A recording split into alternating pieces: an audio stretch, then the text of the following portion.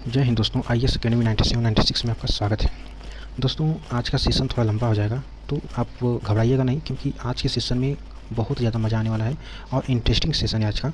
और ये आपके और हमारा काफ़ी इंपॉर्टेंट सेशन है, क्योंकि हमारे EPSC हो गया, स्टेट PCS हो गया, चाहे अन्य कोई भी एग्ज़ाम हो, छोटे से लेकर बड़े एग्जामों तक इसका महत्व आपको पेपर में देखने के लिए मिल सकते हैं। तो इसमें मामला क्या है दोस्तों, आप बता दें, जो संविधान का मूल स्ट्रक्चर है, उससे जुड़ा हुआ यह मामला है।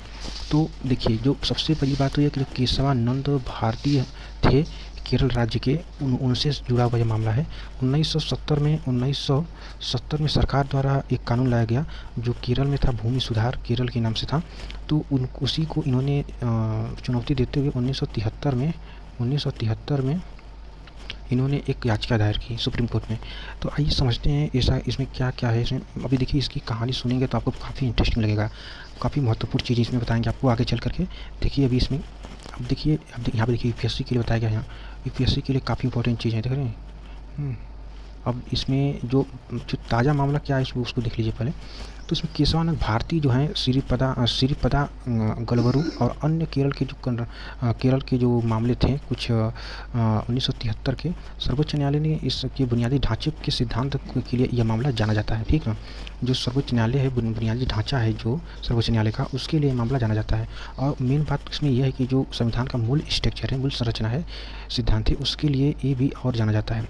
देखिए दोस्तों, बता दें कि जो केशवानंद भारती थे, ये केरल राज्य के एक मठ के मठाधीश थे, जो अध्यक्ष थे उसके। और इनकी मृत्यु 6 दिसंबर 2020 को इडरनीर मठ में हो गई थी। जानते हैं क्यों? क्योंकि इनको अनेक प्रकार की बीमारियां हो गई थी। 79 वर्ष के थे जब इनकी मृत्यु हुई। तो समझ रहे हैं।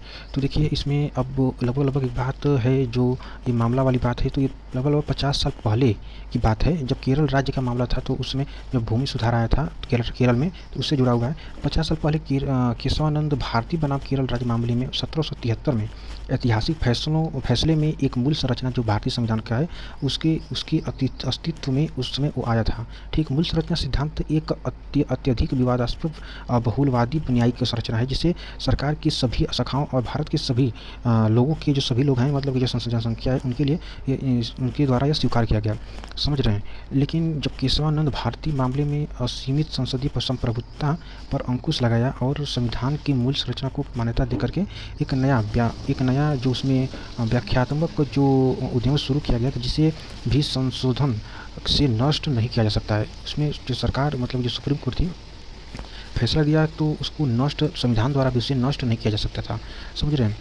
ठीक है। अब देखिए, इसमें आपको हम बता दें कि जो ये मामला है, इसमें 1970 के में जो अभी बताएं, जो केरल में भूमि सुधार कानून लाया गया था, उसको चुनौती इस मामले के द्वारा सुप्रीम कोर्ट में दिया गया था। धार्मिक संपत्ति के प्रबंधन पर प्रतिबंध लगाया गया था इस मामले के 1970 के केरल भूमि सुधार कानून द्वारा।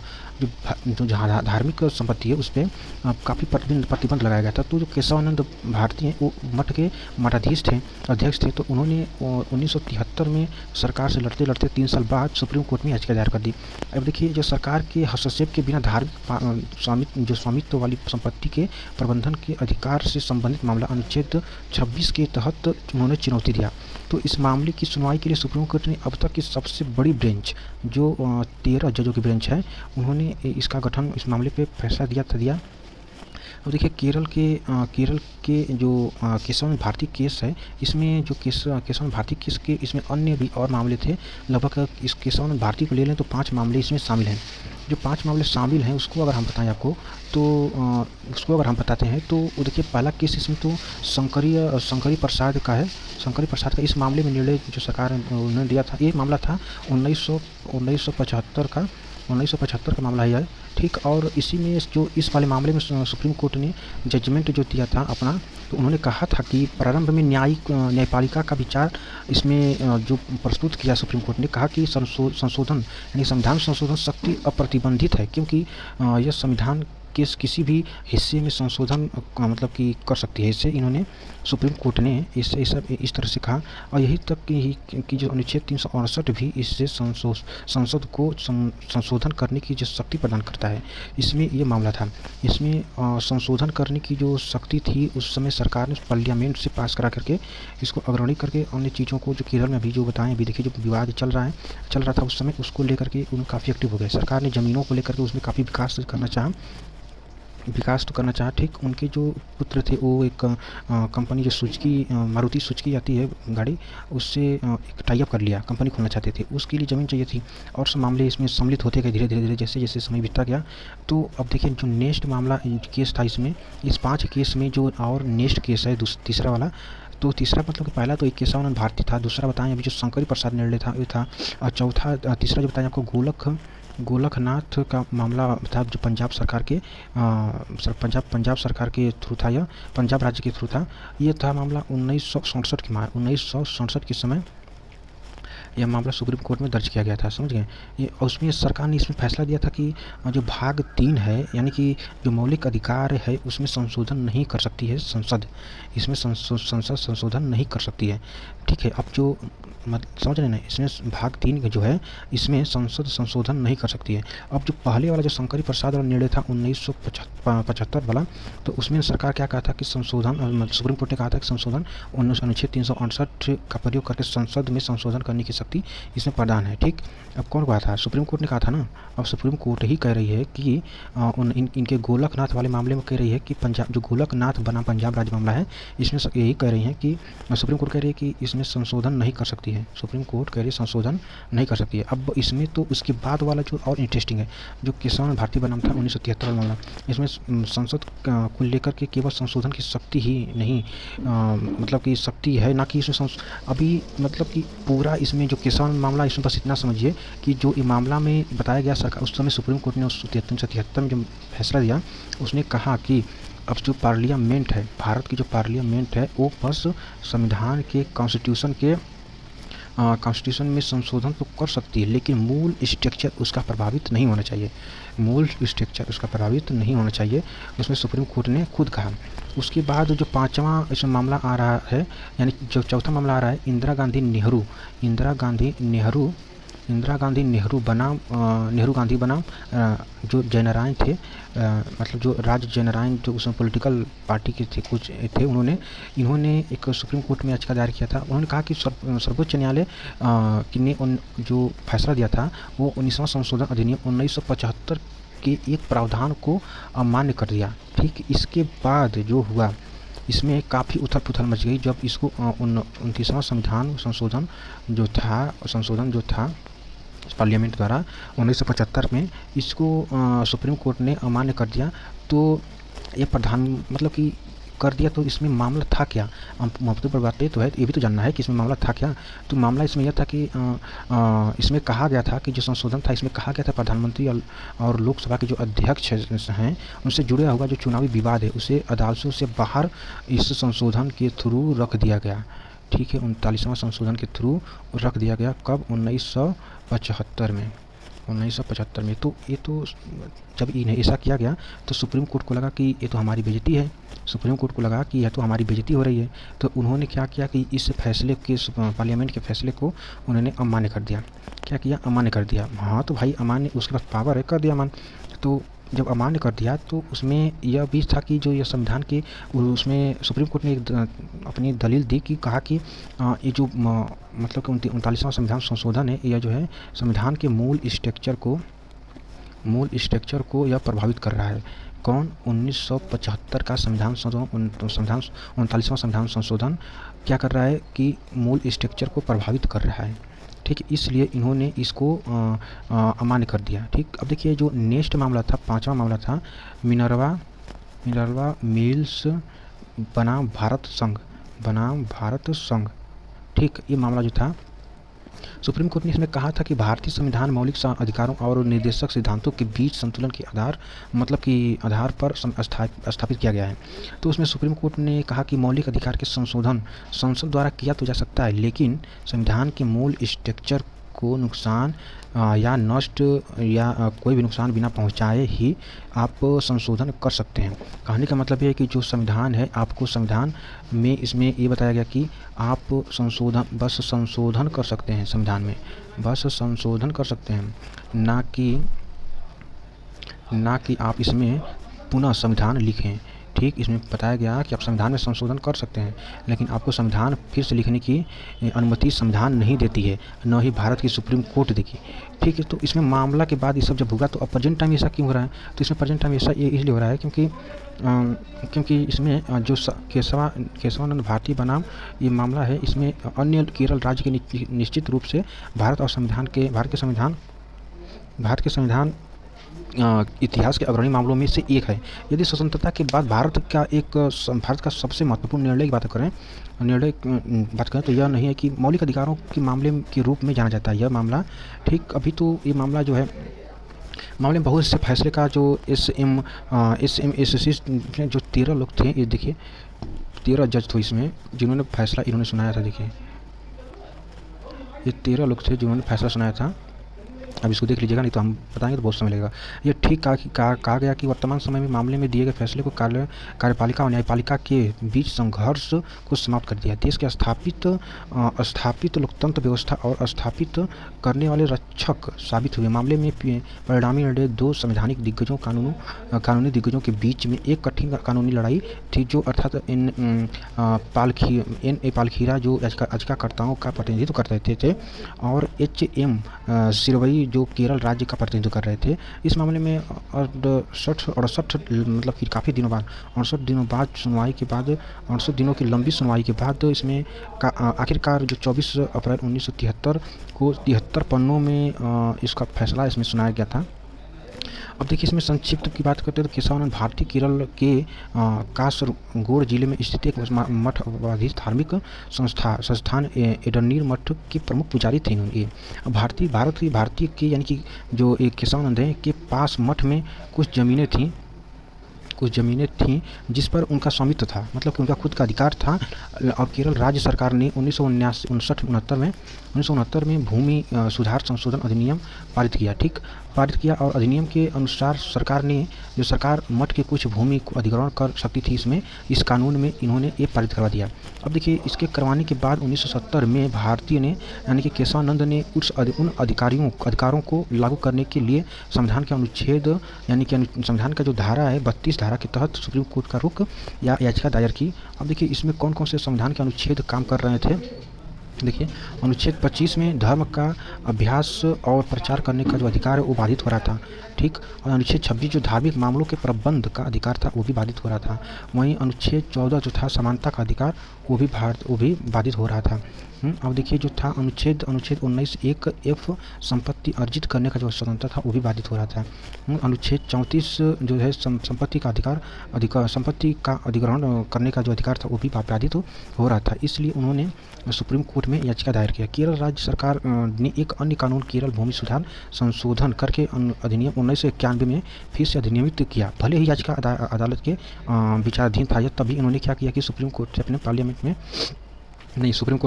से नहीं, इन्होंने अपने राज्यसभा से मतलब कि अपने वहाँ से एक कानून पारित करवाया अपने सभा से कि 1971 में कि कानून इसमें, लेकिन बात उसमें था कि जो केशवानंद जी थे उन्होंने जो केस किया था उसके बावजूद भी ये पारित कर दिया। तो अब देखिए जो याचिकाकर्ताओं द्वारा की गई दलीलें और गोलकनाथ मामला पंजाब जो मामला राज्य के प्रभाव को खत्म करने के लिए संसद द्वारा लाए गए विभिन्न संशोधनों की वैधता को सामने लाती है। याचिकाकर्ताओं ने विशेष रूप से 3 संवैधानिक संशोधनों को, जो 24वां संशोधन था, 25वां संशोधन था, 29वां संशोधन था, इन सबको उन्होंने चुनौती दिया। देखिए जो न्यायिक मुद्दा न्यायालय के समक्ष कौन कौन से मुद्दे रखे गए थे तो उस समय बात करते हैं आपको। तो जो किया था कि निम्नलिखित संवैधानिक रूप से मान्य यानी कि 24वां संवैधानिक संशोधन अधिनियम 1971। ठीक, और देखिए जो 25वां था 25वां संवैधानिक संशोधन अधिनियम 1972।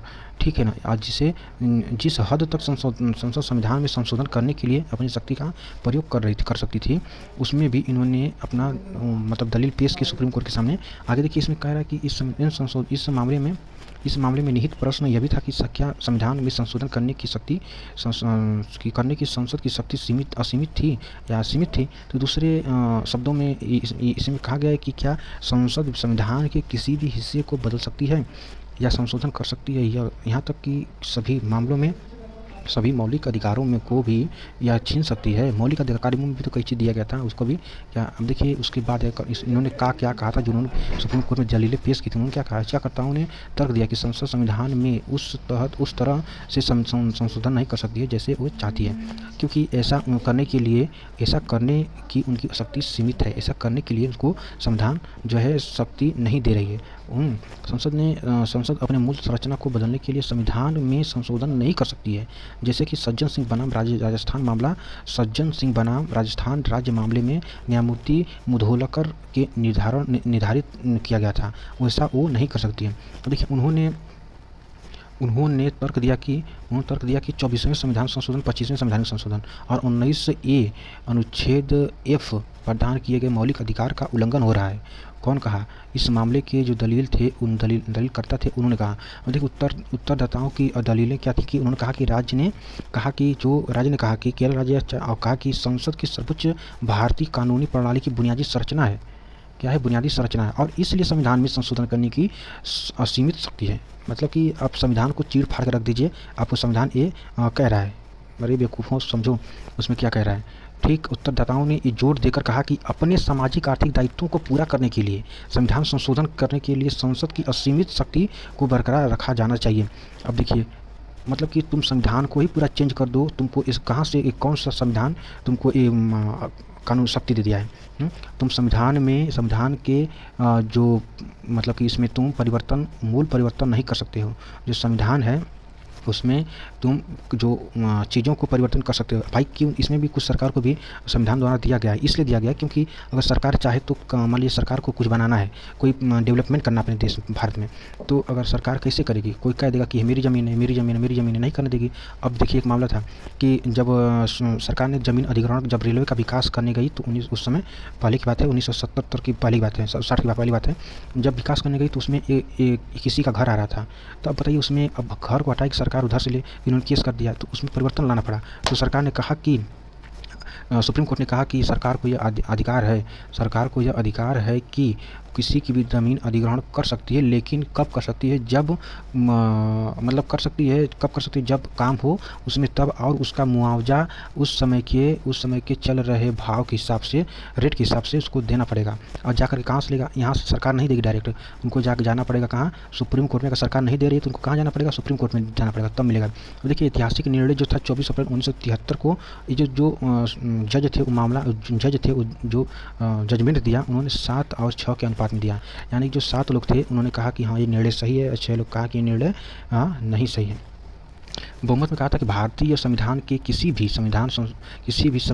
भी प्रावधान में संसद द्वारा अपने सामाजिक आर्थिक दायित्वों को पूरा करने के लिए संशोधन किया जा सकता है, जिसकी गारंटी संविधान में दिया गया है। अब देखिए प्रस्तावना में दिए गए जो नागरिक और बशर्ते कि इस नागरिक है, इसमें बशर्ते इस मामले में संशोधन से संविधान का मूल स्ट्रक्चर बदलाव न हो, ये सुप्रीम कोर्ट भी कहा है। अब देखिए सुप्रीम कोर्ट में भी कहा और हाई कोर्ट ने भी कहा। ये कई मामले ऐसे हैं जो हम अगर चाहें तो कई वीडियो में बता सकते हैं, लेकिन अभी अगर आपको सुनना होगा, जानना चाहते होंगे तो आप प्लीज़ कमेंट करके बताइएगा किस चीज़ पे आपको चाहिए। देखिए जो अल्पसंख्यक और हालांकि उनकी असहमति राय में जो संसद को असीमित संशोधन शक्ति देने के जो सावधान मतलब कि शक्ति देने का जो प्रावधान है, उसको भी सावधानी रखने की ज़रूरत थी, क्योंकि कोई भी सरकार अपने ही हित में काम करना चाहती है। ठीक, ज़्यादा से ज़्यादा देखिए अदालत ने माना कि 24वां संविधान संशोधन पूरी तरह से वैध था, लेकिन उसमें 25वें संविधान संशोधन के पहले भाग को अधिकारिता और दूसरे भाग को अधिकारिता से पाया। देखिए जो मूल संरचना का सिद्धांत है, जो बार-बार हम बोल रहे हैं कि मूल संरचना, मूल सिद्धांत, मूल स्ट्रक्चर। देखिए जो मूल संरचना का सिद्धांत कहता है कि संसद के पास संविधान में संशोधन करने की असीमित शक्ति है, सीमित शक्ति है, लेकिन इस तरह के संशोधन से संविधान के मूल संरचना में बदलाव नहीं होना चाहिए। वही बात तो हम भी कह रहे हैं, कब से चिल्ला रहे हैं कि आप संशोधन में तो संविधान में संशोधन कर सकते हैं, लेकिन जो मूल संरचना है, मूल स्ट्रक्चर है, उसमें आप संविधान में संशोधन नहीं कर सकते हैं। संविधान आपको इसका अनुमति नहीं देता है। लेकिन अब देखिए इसके बाद क्या हुआ कि पीठ ने संविधान की मूल संरचना का जो उल्लेख इसमें नहीं किया और इसे अदालतों की व्याख्या के लिए छोड़ दिया। ठीक है, अब देखिए यह बाद में सुप्रीम कोर्ट द्वारा कई अन्य निर्णयों पर निर्धारित किया गया। ठीक है, अदालत ने तर्क दिया कि अनुच्छेद 359 में उल्लिखित संशोधन शब्द, अभी हम बताएं पहले हम इसको बता चुके हैं और 368 का जिक्र कर चुके हैं। अब देखिए इसमें संशोधन का जो शब्द का अर्थ उन संशोधन से नहीं है जो संविधान का मूल संरचना को बदल सकते हैं। ठीक, अब इसमें कहा जा रहा है कि जो अनुच्छेद 368 है, ये संशोधन का मतलब, इसका अर्थ यह नहीं है कि आप मूल संरचना को बदल सकते हैं। ठीक, इसका मतलब यह है कि इसमें संशोधन तो कर सकते हैं आप, लेकिन जो मूल संरचना है, जो मूल संविधान है, उसमें संशोधन नहीं कर सकते हैं।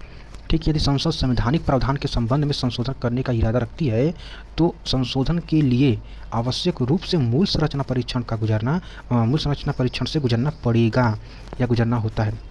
इससे मामले आए, उसके बाद जो निष्कर्ष इसमें निकलता है, इसमें निष्कर्ष क्या निकलता है? देखिए, निष्कर्ष ये निकलता है कि जो केशवानंद भारतीय बनाम केरल राज्य जैसे कि उल्लेखित जो सुप्रीम कोर्ट का जो मामला 68 दिनों तक सुनाया गया था, 31 अक्टूबर 1972 को शुरू हुआ और 23 मार्च 1973 को यह मामला जाके समाप्त हुआ था। तो हुआ क्या था इसमें कि वस्तुतः सैकड़ों मामलों का जो हवाला दिया गया था कि तत्कालिक अटॉर्नी जनरल 71 विभिन्न देशों के संविधान के प्रावधानों का विश्लेषण करते हुए तुलनात्मक चार्ट बनाया था। समझ गए? चार्ट बनाया था। अब उसके बाद क्या हुआ कि पीठ ने बहुमत में अपनी मूल विशेषताओं का संरक्षित करके संविधान की रक्षा करना चाहा।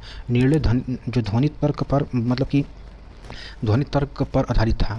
ध्वनि तर्क का मतलब ये होता है कि जैसे होता है ना कि एक आप देखे होंगे कि कभी कभी जब बचपन में खेले भी होंगे, खेल होंगे, तो इससे होता था कि कौन मेरी टीम में है हाथ उठाओ, कौन मेरी टीम में है हाथ उठाओ, तो अगर 4 लोग आपकी टीम में हाथ उठा गए तो आप जीत गए, 3 लोग उनके तो हार गए। तो ऐसे होता था ना, उसी तरह यहाँ भी था, ध्वनि मत से आधारित था यह फैसला। तो यह विभिन्न पहलुओं और सावधानी पूर्वक विश्लेषण के बाद दिया गया यह फैसला था।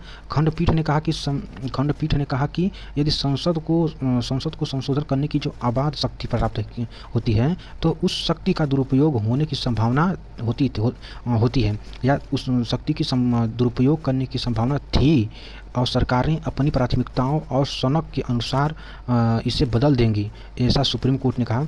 और कहा कि सरकार के हाथ में इस तरह की असीमित शक्तियों का मतलब होगा कि भारतीय संविधान की मूल विशेषताओं और सार और आत्मा को भी बदला जा सकता है। ठीक है, एक ऐसे सिद्धांत की आवश्यकता थी जो कि भारतीय संसद और भारतीय नागरिकों दोनों की अधिकारों की रक्षा कर सके। बेंच ने जरूरत को आधे रास्ते में पूरा कर दिया और कहा कि बुनियादी ढांचा के सिद्धांत के साथ आया जो दोनों सिरों के अधिकारों की रक्षा करता है। मतलब कि अमेरिका में रहते हुए केवल 27 संविधान संशोधन किए गए हैं और भारत में स्वतंत्रता के बाद से 100 से अधिक संशोधन किया जा चुका है। इसकी इतनी बड़ी संख्या के बावजूद भी संविधान की जो भावना और संविधान निर्माताओं के विचारों से छेड़छाड़ नहीं की गई है, ऐसा इसमें कहा गया है। देखिए, बेंच के फैसले की वजह से ही संविधान की पहचान और भावना खत्म नहीं हुई है। इसे ऐतिहासिक मामले ने हमारे संविधान की स्थिरता प्रदान की। भले ही याचिकाकर्ता ने इस मामले को आंशिक रूप से हार गए, लेकिन केशव भारती बनाम ने सुप्रीम कोर्ट का फैसला भारतीय लोकतंत्र के लिए एक रक्षक साबित हुआ था। ठीक, अब रक्षक और संविधान को अपनी भावना खोने से भी रोका था। मतलब कि जो केशव भारतीय मामला था, यह भारतीय संविधान के लिए काफ़ी महत्वपूर्ण माना गया था। ठीक, उसके बाद बेंच के फैसले की वजह से ही संविधान की पहचान और भावना खत्म नहीं हुई, ऐसा कहा गया। लेकिन इतिहास के मामले में हमारे संविधान को स्थिरता प्रदान की गई। भले ही याचिकाकर्ताओं ने इस मामले को आंशिक रूप से हार गया, लेकिन केशव भारतीय बनाम जो केस था, इसी संविधान के रूप में काफ़ी अच्छा साबित हुआ था। ठीक है ना, संविधान को अपनी भावना खोने की भी इस मामले ने रोक लगाया। बेंच ने फैसले की वजह से ही संविधान की पहचान और भावना को खत्म नहीं हुआ था। इस मामले की वजह से ही इस ऐतिहासिक मामले ने हमारे संविधान को स्थिरता प्रदान की। भले ही याचिकाकर्ता ने इस मामले को आंशिक रूप से हार गए, लेकिन केशवानंद भारतीय मामला में सुप्रीम कोर्ट का फैसला भारतीय लोकतंत्र के लिए एक रक्षक साबित हुआ। और संविधान को अपनी भावना होने से भी इस केस ने रोका। समझें? इसमें देखिए काफ़ी चीज़ हैं। अब जो चीज़ें हैं इसमें जो क्वेश्चंस आते हैं हमारे स्टेज पीसीएस में, चाहे यूपीएससी में, हाँ, जहाँ पे लिखित परीक्षा होती है, इसमें देखिए केशवानंद भारती केस क्या है, एक क्वेश्चन आ सकता है। आप हो सकता है आपका मन हो तो इसको लिखें ज़रूर। अगर मन हो तो 200 शब्द में, 250 शब्द में लिखें, लेकिन लिखें जरूर, 150 शब्द में भी लिखें, लेकिन लिखें जरूर। नेक्स्ट क्वेश्चन है कि केशवानंद भारती केस में किसकी हुई जीत। ठीक, इसका स्ट्रक्चर से लेकर जीत तक बताइए। किस मामले को मौलिक अधिकार मामले के रूप में जाना जाता है। किस मामले को बंदी प्रत्यक्षीकरण मामले के नाम से भी जाना जाता है। अब देखिए क्या प्रस्तावना में संशोधन किया जा सकता है। अब ये सब चीज़ें अब जो हम सेशन पढ़े हैं बताएं आपको, अब इसमें भी आप देख सकते हैं, पढ़ सकते हैं, पढ़ने के बाद इस क्वेश्चन को सॉल्व कर सकते हैं। सॉल्व करने के बाद आप इसका आंसर दे सकते हैं, अपने मन से लिखिए। और अगर आपको ऐसे शॉर्टकट में आंसर देना तो प्लीज़ कमेंट बॉक्स में भी आप लिख के बता सकते हैं। अब देखिए ये रहे केशवानंद भारती जी। ठीक, ये एक मठाधीश थे केरल के। ठीक, इनका ठीक है ना। उसके बाद आपसे एक निवेदन है कि प्लीज़ चैनल को सब्सक्राइब कर लीजिए और बेल आइकन को दबा लीजिए ताकि आने वाली वीडियो हमारी आपके पास सबसे पहले पहुँचे। ठीक है ना। जय हिंद, जय भारत।